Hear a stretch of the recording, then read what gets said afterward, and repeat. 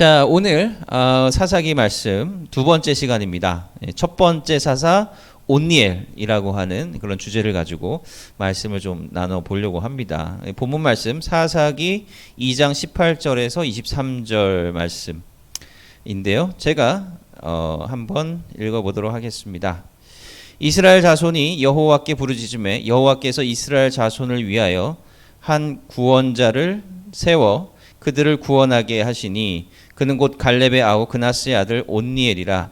여호와의 영이 그에게 임하셨으므로 그가 이스라엘 사사가 되어 나아가서 싸울 때 여호와께서 메소포타미아 왕 구산 리사다임을 그의 손에 넘겨주심에 온니엘의 손이 구산 리사다임을 이기니라. 아멘. 네, 이거 성경 구절 잘못된 것 같습니다. 사사기 3장 말씀인데 제가 지난주 말씀 본문 말씀 타이틀을 그냥 남겨놨네요. 사사기 3장에 있는 말씀이고요. 그다음에 그 밑에 보시면 이제 사사들이라고 해서 이제 1번부터 12번까지 이제 12명의 이제 사사들에 대해서 간단하게 이제 정리를 해 놓은 표가 있습니다. 여러분들 한번 참고해 주시고 우리가 이참에 이 사사기의 내용을 이제 전반적으로 잘 파악을 하고 이런 사사들이 또 있고 또 각각의 사사들은 또 다른 모습들을 특이한 모습들을 또 보여주고 있습니다. 그 성경이 굉장히 또 중요하고 우리에게 또 많이 와닿는 이유는 뭐냐면요. 성경은 있는 그대로의 모습을 그냥 보여준다라고 하는 거예요.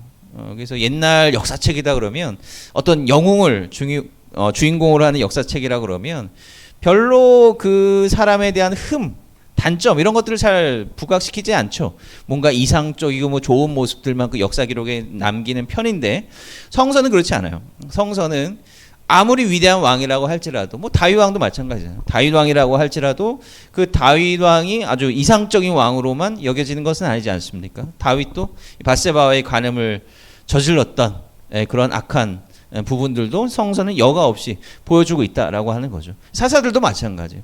이 사사들도 이스라엘의 구원을 위해서 하나님 앞에 부름받았던 인물들이었지만 그러나 이 인물들이 하나님 앞에 정말 완벽한 모습만 보여주었느냐? 그렇지 않다라고 하는 거예요. 그래서 이스라엘을 구원하는 그런 긍정적인 측면들도 있지만 하나님 앞에 또 부족한 모습을 보이는 특히 때로는 또 악한 모습도 보이는 그런 모습들을 그냥 보여주고 있다라고 하는 거예요. 그것이 바로 우리의 삶의 모습이기 때문에 그렇다라고 하는 거예요. 그것이 우리의 인생의 모습이기 때문에 그렇다라고 하는 거예요. 성서는 여과 없이 왜냐하면 성서의 저자는 물론 인간의 손을 통해서 기록된 것이긴 하지만 성서의 근본적인 저자는 하나님이시기 때문에 하나님이 모든 걸 판단한다라고 하는 그 기준을 가지고 있기 때문에 어느 누구도 완벽한 인간은 존재할 수 없다라고 하는 거죠.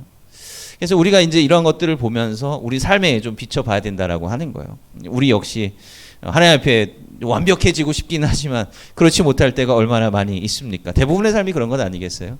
그래서 이런 공과를 우리가 함께 또 살펴보면서 우리 삶에 적용할 수 있는 부분들은 또 그렇게 적용해 나가도록 하겠습니다. 자, 사사기 3장 1절에서 이제 6절에 보시면 가나안의 모든 전쟁들을 알지 못한 이스라엘 백성들에 대해서 나옵니다. 그 사사기 3장 1절의 첫 구절이 제가 여기 이제 기록해 드린 것과 같이 가나안의 모든 전쟁들을 알지 못한 이스라엘을 하나님께서 시험하려 하셨다라고 이야기를 하고 있어요. 자, 이 사사기의 전체 주제가 망각의 세대라고 하는 주제를 가지고 있잖아요. 망각이라고 하는 건 까먹었다라고 하는 거예요. 그러니까 뭘 까먹느냐라고 하는 거죠. 결국 이스라엘 백성들이 끊임없는 문제에 시달리고 계속된 전쟁에 시달리는 이야기가 사사기인데요. 우리는 왜라고 하는 질문을 해야 된다라고 하는 거예요. 왜라고 하는 질문이 굉장히 중요합니다. 우리 삶에 있어서의 문제가 생기고 요즘 뭐 세상의 밖을 들여다보면 경제적인 문제도 생기고 기후의 문제도 생기고 그렇잖아요. 어제 막 비가 스콜처럼 막 쏟아졌지 않습니까? 이거 완전히 우리나라가 이제 동남아 되어가고 있는 동남아 기후 같이 되어가고 있는 모습을 보이는데 이거는 뜬구름 잡는 게 아니죠. 우리의 삶에 실존하고 다 맞닿아 있는 부분이다라고 하는 거예요. 그죠? 뭐 경제적인 문제 우리에게 직접적으로 해당하는 건 아니겠습니까? 근데 이런 문제들이 도대체 왜 생기느냐라고 하는 거예요. 성경은 우리에게 관점을 주는 거예요. 우리를 이 세상을 바라보는 신앙적인 관점을 가르쳐 주고 있다라고 하는 것입니다. 여러분들께서 이 세상을 바라볼 때 뭘 기준으로 바라볼 수 있느냐라고 하는 거예요. 사람들이 그 한글을 읽고 쓰지 못한다라고 여러분 생각을 해보세요. 예. 한글을 언어를 읽고 쓸 수 없어요. 그럼 그 사람하고 글을 읽고 쓸 수 있는 사람하고 비교를 해볼 때 그들이 바라보는 세상의 관점은 완전히 다르다라고 하는 거예요. 언어라고 하는 게 참 특이하죠. 언어라고 하는 것은 그것을 이해하는 만큼 또 어떻게 이해하느냐에 따라서 이 보이는 세상을 다르게 비춰준다라고 하는 것입니다. 예, 참 특이합니다. 그래서 아무리 노년이신 분이라도 한글을 모르시는 분들 한글을 어떻게든 깨치우시려고 하는 것이 바로 그런 이유 때문이다라고 하는 거예요. 아는 만큼 이 세상이 더 넓게 보이고 깊이 알 수 있기 때문에 그렇다라고 하는 거예요. 그래서 그 글을 읽고 쓸 수 있는 것을 보통 이제 한자어로 문해력이라고 이야기를 하거든요. 그러면 우리는 신앙인으로서의 문해력을 가지고 있느냐라고 하는 거죠. 기독교인으로서의 문해력을 우리는 갖고 있느냐라고 하는 거예요. 우리는 이 세상을 신앙적인 방식으로 읽고 해석할 수 그리고 그것을 바라볼 수 있는 그러한 관점을 우리는 갖고 있느냐라고 하는 거예요. 이스라엘 백성들이 왜 그런 끊임없는 고통과 전쟁 가운데 시달렸는가? 그 과거에 하나님께서 이스라엘 백성들이 가르쳐 주셨던 그 신앙적인 교훈들을 다 잊어버렸기 때문에 그렇다라고 하는 거예요. 눈에 보이는 다른 사람들, 가나안 백성들이 살아가는 방식 그대로 답습했고 그들이 바라보는 시각과 그들이 이해하는 방식을 그대로 따라갔기 때문에 이들은 왜라고 하는 질문에 대해서 정말로 본질적인 답을 해주지 못했다라고 하는 것입니다. 우리 동일합니다. 우리가 지금 이 세상에서 지금 이 시점에서 우리가 바라보고 있는 이 세상의 문제, 개인적으로 내 삶의 문제에 대한 왜 답을 얻지 못하느냐라고 하는 거예요. 왜 우리 세상은 우리가 생각하는 이상적인 방식으로 나아가지 못하느냐라고 하는 거예요. 사람들은 많은 그 원인을 찾죠. 예, 뭐 수학적으로 찾을 수도 있고 과학적으로 찾을 수도 있고 경제적으로 찾을 수도 있고 정치적으로 찾을 수도 있고 많은 자신들이 아는 그런 문해력에 중점을 두고 이 세상을 바라보고 해석하고 읽어내려고 한다라고 하는 것입니다. 그런데 그것이 과연 우리에게 정말 진정으로 본질적인 답을 주느냐라고 하는 거예요. 우리는 적어도 신앙인으로서 기독교인으로서 이 자리 가운데 있는다라고 하는 것은 신앙적으로 이 세상을 바라봐야 되겠다. 신앙적으로 이 세상을 읽어내야 되겠다라고 하는 그 마음을 가진 사람들 아닙니까? 알아야 된다라고 하는 거예요. 망각해서는 안 된다라고 하는 거죠. 예.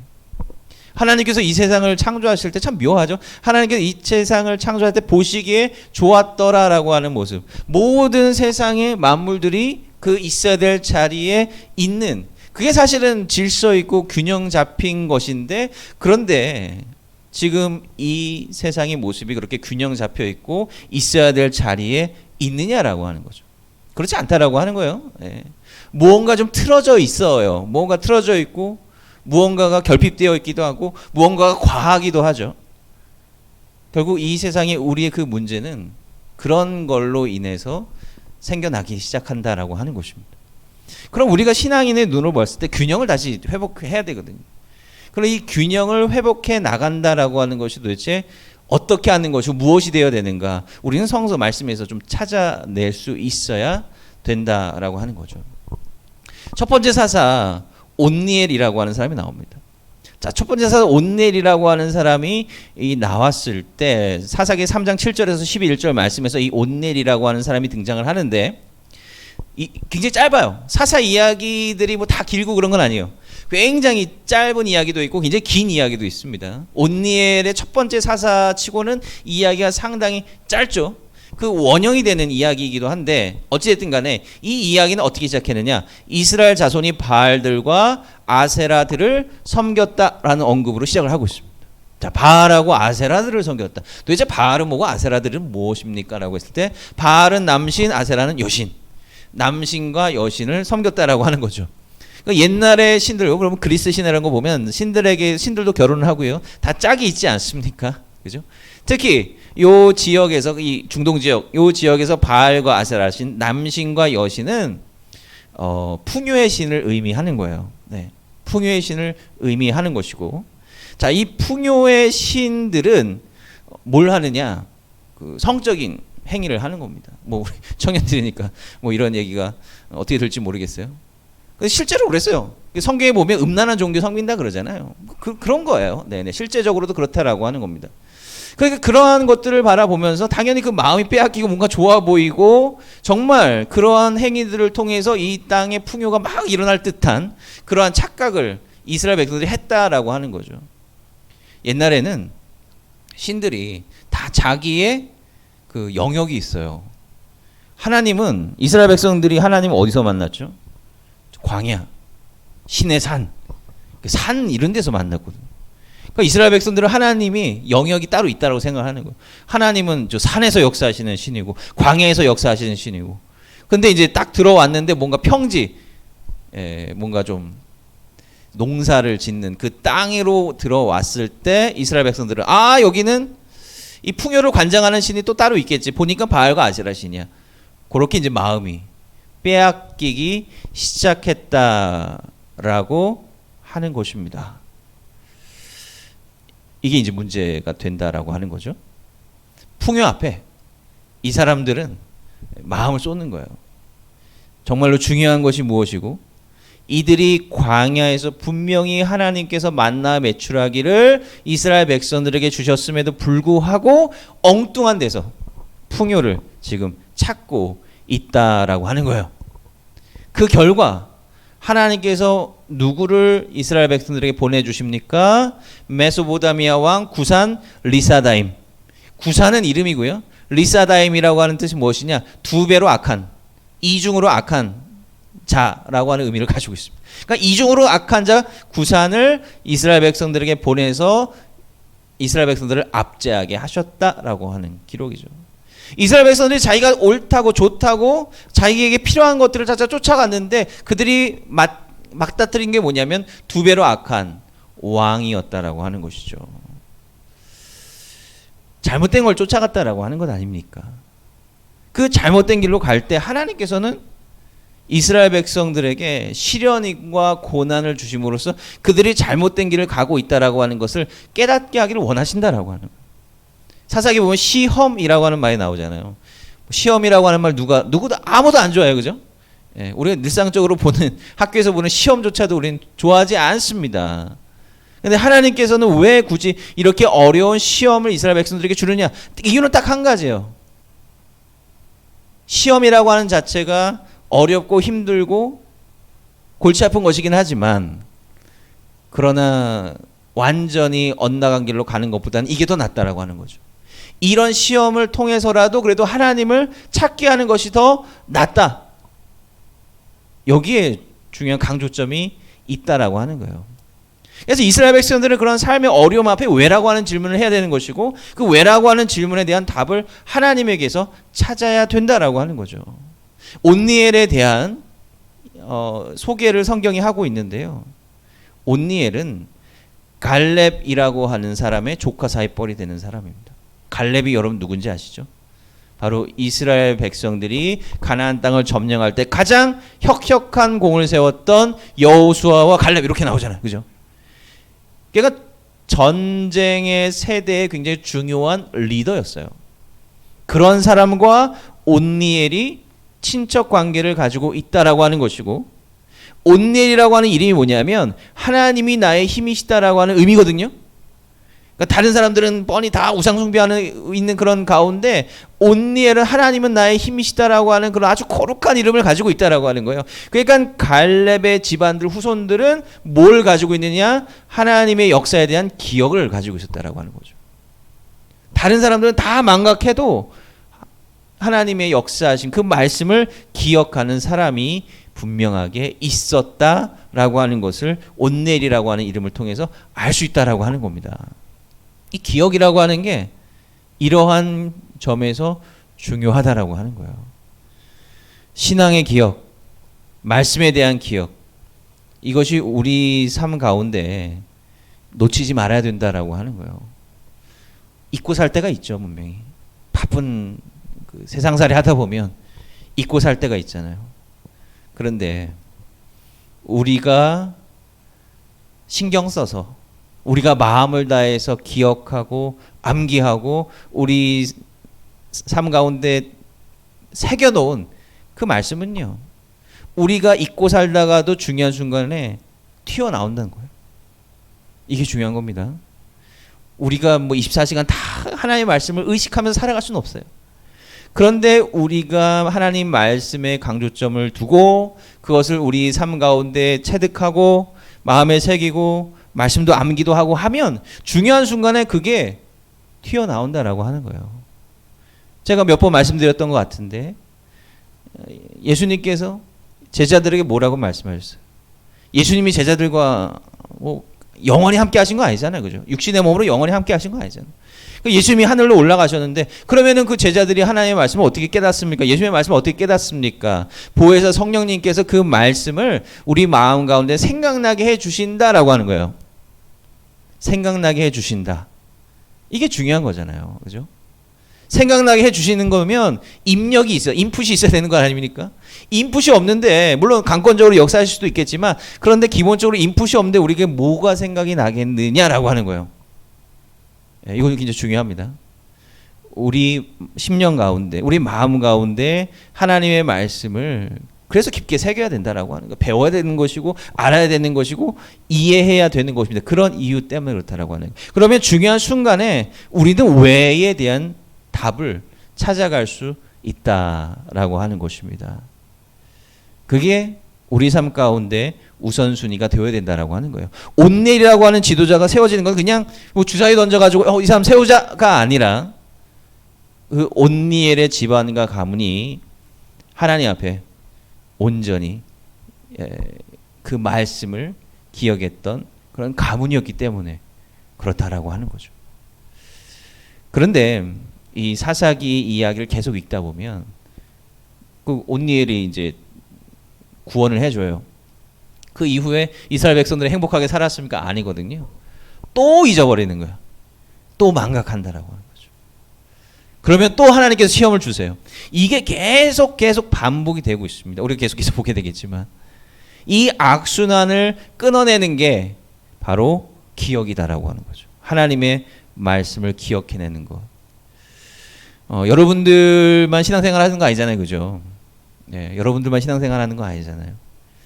여러분들이 신앙을 망각하면 우리의 다음 세대는 희망이 없다라고 하는 것입니다. 적어도 우리가 신앙이라고 하는 가치가 우리 삶에 있어서 중요한 것이다라고 하는 생각을 여러분들 가지고 있다라고 한다면 지금 우리가 기억해야 되고 하나님의 말씀을 새겨야 된다라고 하는 거죠. 의식적으로 여러분 한번 해보십시오. 그리고 우리 삶 가운데 체험이 돼야 되거든요. 아, 이 순간 하나님의 그런 말씀이 떠오르는구나. 이 순간 하나님께서 이렇게 나에게 마음의 소리를 주시는구나. 이것을 우리가 깨달아야 되거든요. 그러면 그걸 통해서 더욱 확신을 가질 수 있다라고 하는 것입니다. 이번 한 주 살아가시면서 그런 연습을 좀 해봤으면 좋겠습니다. 1차적으로 우리가 읽은 사사기의 그 말씀을 우리 마음 가운데 좀 새기고 우리가 한 주 살아갈 때 나에게 필요한 말씀을 공급해 주시는 그런 하나님을 체험할 수 있었으면 좋겠습니다.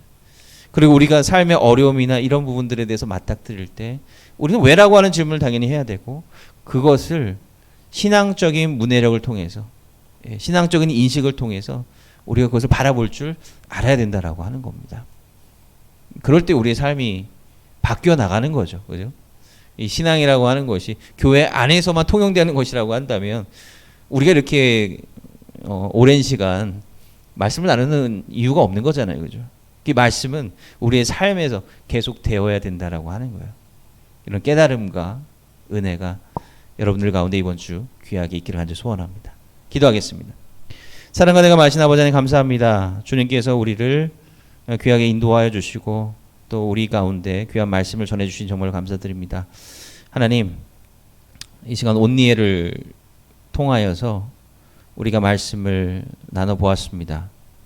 그 당시 이스라엘 백성들은 음란한 종교에 빠져서 가야 되지 말아야 될 길이 진리인 양 그렇게 생각하고 그렇게 가버렸습니다. 그럴 때 하나님께서는 이스라엘 백성들을 다시 올바른 길로 인도하내시기 위해서 시험을 주셨습니다. 시험은 아프고 힘들고 어려운 것이지만 그럼에도 불구하고 그 시험을 통해서 우리를 올바른 길로 이끌고자 하시는 그 하나님의 마음을 온전히 깨닫기를 원하오니 주님께서 붙들어 주시고 우리 마음 가운데 하나님의 놀라운 은혜와 지혜를 허락하여 주시옵소서. 예수님의 이름으로 감사하며 기도합니다. 아멘.